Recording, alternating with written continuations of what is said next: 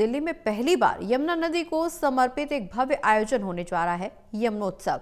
दरअसल 2 और 3 नवंबर को वासुदेव घाट पर होने वाला ये आयोजन न सिर्फ आध्यात्मिक दृष्टि से खास होगा, बल्कि इसमें यमुना की शुद्धता और अविरलता पर भी वैज्ञानिक चर्चा की जाएगी।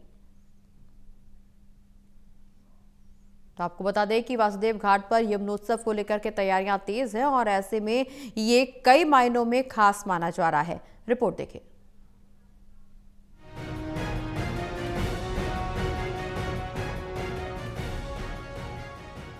ये तस्वीरें दिल्ली के वासुदेव घाट की हैं। यहाँ पर 2 दिवसीय यमुना उत्सव कार्यक्रम का आयोजन किया जा रहा है। इस आयोजन का उद्देश्य है यमुना नदी की स्वच्छता और संरक्षण में समाज की भागीदारी सुनिश्चित करना।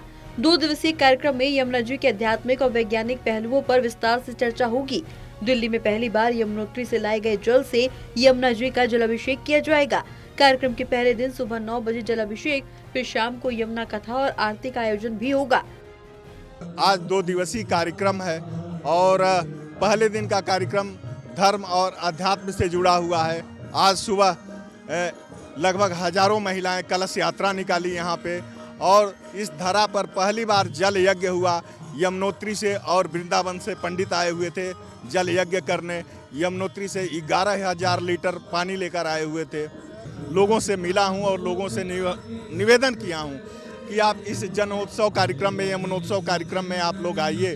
तो यह जन सैलाब जो देखने को मिल रहा है, यह आम जनमानस का जन सैलाब है। यह कोई पॉलिटिकल पार्टी के लोग नहीं हैं। यह जमुना जी के प्रति एक भाव रखने वाले दिल्ली के लोग हैं जो यहाँ आ रहे हैं लगातार।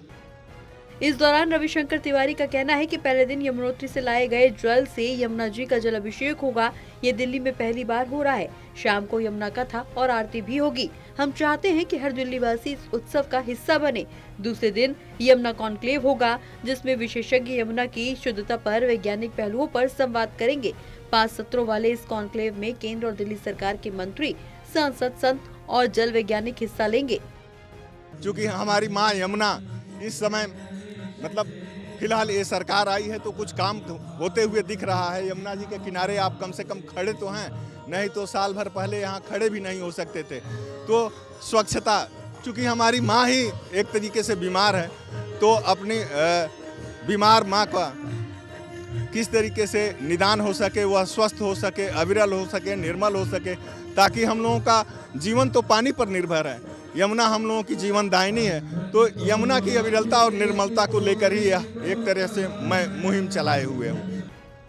दिल्ली सरकार के संस्कृति विभाग और यमुना संसद के संयुक्त तत्वाधान में आयोजित ये कार्यक्रम यमुना नदी से दिल्ली वासियों के जुड़ाव को और गहरा करेगा।